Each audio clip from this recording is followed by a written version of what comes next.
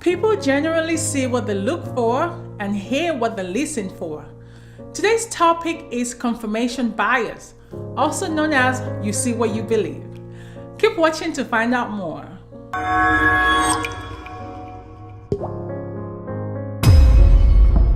About 2 years ago, my best friend sent me a text saying that her dad wasn't feeling too well and was in her brother's house. Then a month after that, she sent me a text that she was going to visit her brother. So when I got the chance to speak to her, I kept asking all these questions. Why are you here? How is your dad? And she kept looking at me funny. So I was like, well, are you here because of your dad? And she was like, no, I just came to visit my brother. After the conversation, I went back to read the text, the second text she sent me, and true to her words, there was nothing about her dad in the second text. But because I'd been so concerned about the first text she sent me about her dad, I somehow made a connection between the first text and the second text, even though there was no connection to be made. That, in a nutshell, is confirmation bias.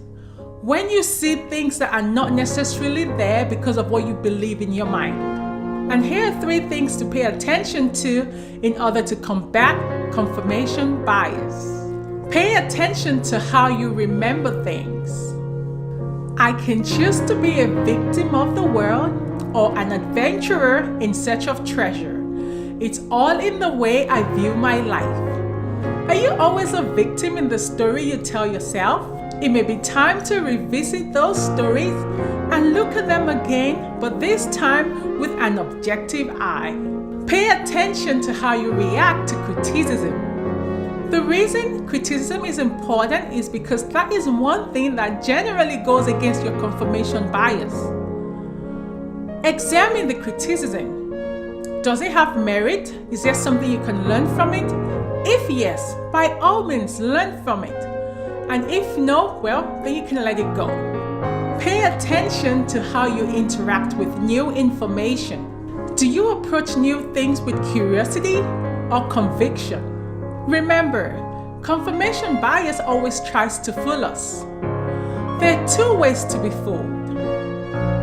One is to believe what is not true, and the other is to refuse to accept what is true.